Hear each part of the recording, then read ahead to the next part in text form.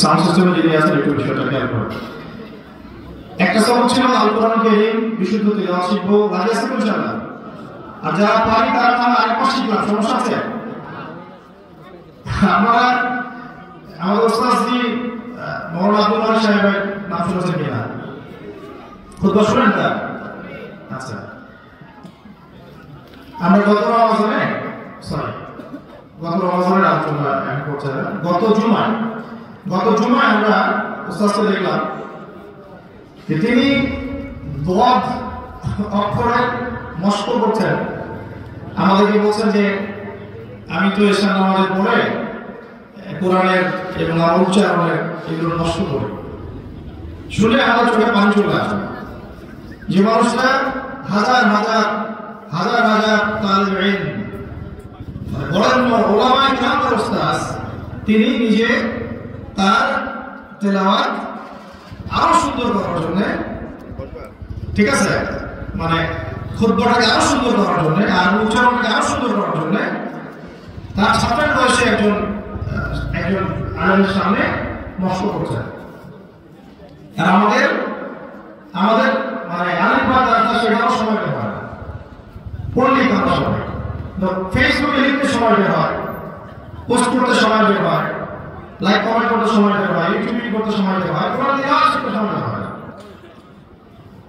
তো এই যদি অবস্থা, তাহলে আল্লাহ কসম করে বলতে পারি যে এইভাবে সমাজ বিপ্লব সম্ভব। ওই বছর দেখা যাবে একটা গ্রুপ চলে যাবে, আরেকটা গ্রুপ আসবে, মদের বোতল চেঞ্জ হবে, মনে কি থাকবে। এটা আমাদের স্বাধীনতা নিয়ে আসবে, আমাদের স্বাধীনতা বলে নিয়ে আসবে। আমরা তখন স্বাধীন হবো ইনশাআল্লাহ যখন আমাদের প্রত্যেক মুসলিম ভাই বোন যারা আমরা আছি সবাই আল কোরআনের হকাদারি করবো। তখন দেখবেন ইনশাআল্লাহ আমরা বিশ্বের লোকে মাথা উঁচু করে দাঁড়াচ্ছি, আমরা পরিপূর্ণ স্বাধীন হচ্ছি ইনশাআল্লাহ। আমাদের লক্ষ্যটা অনেক বড় করতে হবে, স্বপ্নটাকে অনেক বড় করতে হবে। এইভাবে চিন্তা করেন যে আমি 5 ওয়াক্ত নামাজ পড়লেই আমার সব দায়িত্ব শেষ। এটা দায়িত্ব শেষ হয়, দায়িত্ব শুরু হয়। এই জায়গা থেকে দায়িত্ব শুরু হয়। আল্লাহ পাক আমাদেরকে সহি বুঝার করে। আর যদি আমরা ওই বড় স্কেলে নিজেদেরকে নিতে না পারি, তো কালকে ওই 5 ওয়াক্ত নামাজ পড়ার স্বাধীনতা আমার থাকবে না। ওই মসজিদের ভিতরেও আপনি স্বাধীন থাকবেন। আল্লাহ পাক আমাদেরকে বিচক্ষণ কথা বলেন। আচ্ছা, 2 নম্বরটা বলছিলাম নাজরা ঠিক করে ফেলবেন, আর 3 নম্বর বলছিলাম কিছু অংশ হলে হিফজ করার দরকার আছে। কয়েকটা সূরা আমরা একটু হিফজ করার চেষ্টা করব ইনশাআল্লাহ। 1 নম্বর হলো সূরা নূর, পারা যাবে ইনশাআল্লাহ? পড়বো আপনাদের বলা ইনশাআল্লাহ, ঠিক আছে? 2 নম্বর সূরা ইয়াসিন। আমরা হিফজ করার চেষ্টা করব সূরা কাহফ। কোন সূরা? জুমার দিন সূরা কাহফ পড়তে হয়। আর সূরা কাহফ এমন একটা সূরা, এত অসাধারণ অ্যামেজিং একটা সূরা, যে সূরা আপনাকে দাজ্জালকে চিনতে শেখাবে ইনশাআল্লাহ। দাজ্জালকে না চিনলে তার থেকে বাঁচবেন কিভাবে? নবী সাল্লাল্লাহু আলাইহি ওয়াসাল্লাম বলেছেন শেষ জামানায় সবচেয়ে বড় ফিতনা হচ্ছে মাসীহুদ দাজ্জালের ফিতনা। তো যে ব্যক্তি সূরা কাহফের প্রথম 10টা আয়াত মুখস্থ করবে, এক কথা সূরা কাহফের উপর যে আমল আছে, এই সূরা কাহফ যে বুঝে অন্তত প্রথম 10টা আয়াত সে মুখস্থ করছে, আল্লাহ রাব্বুল আলামিন ওই ব্যক্তির জীবন দশায় যদি দাজ্জাল বের হয়, আল্লাহ পাক ওই ব্যক্তিকে দাজ্জাল থেকে বাঁচাবেন ইনশাআল্লাহ। তো আমাদের সূরা কাহফ অনেকে চিনিও না যে কোন সূরা কাহফ। এই অবস্থা হলে ভাই আমাদের তাকদীর পরিবর্তিত হবে না। কারণ আল্লাহ রাব্বুল আলামিন স্পষ্ট করে বলেছেন যে ইন্নাল্লাহা লা ইউগাইয়িরু মা বিকাওমিন হাত্তা ইউগাইয়িরু মা বিআনফুসিহিম। নিশ্চয়ই আল্লাহ রাব্বুল আলামিন পুরো জাতির অবস্থা ততদিন পর্যন্ত পরিবর্তন করেন না যতদিন তারা নিজেরাই নিজেদের অবস্থা পরিবর্তনের চেষ্টা না করে। আল্লাহ রাসূল সাল্লাল্লাহু আলাইহি ওয়াসাল্লাম কিয়ামতের মাঠে আক্ষেপ করবেন, একটা বিষয় নিয়ে আক্ষেপ করবেন।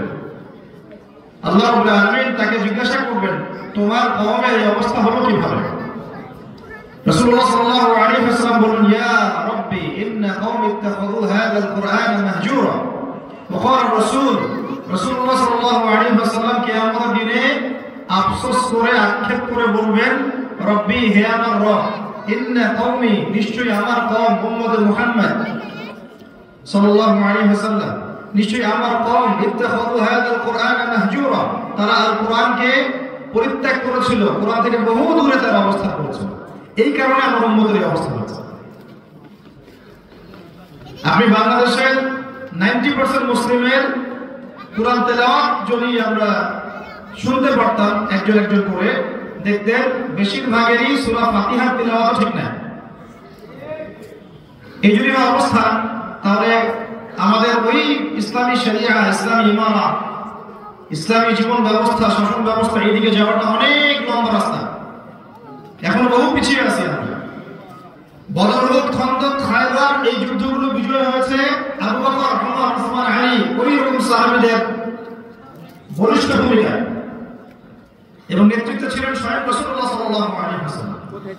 এই যুগে যদি আমরা ওই পর্যায়ে ইসলামকে নিতে যাই, তাহলে আমাদেরকে এই যুগের আবু বকর, এই যুগের ওমর, এই যুগের ওসমান, এই যুগের আলী হতে হবে। আল্লাহ পাক কথাগুলো বোঝার তৌফিক দান করুন। শুধুমাত্র কালিমা মুখে লা ইলাহা ইল্লাল্লাহ বলা, একটু শোনান করা, একটু আওয়াজ করা, লাখো জনতার একটু সমাবেশ করা, এইগুলো দিয়ে আপনি দিন জ্ঞান করতে পারবেন না। এইগুলো দিয়ে দিন জ্ঞান হবে না। দিন জিন্দা হবে এমন কিছু ঘোরাবা দিয়ে। ঘোরাবা মানে অপরিচিত কিছু মানুষ, যারা আল্লাহ পাকের বিধানের উপরে নিজেদের অবস্থানকে সুদৃঢ় করে রাখে এবং কোনো অবস্থাতেই বাতিলের সাথে আপোষ করে না, যাদের তাকওয়া অনেক উঁচু লেভেলে,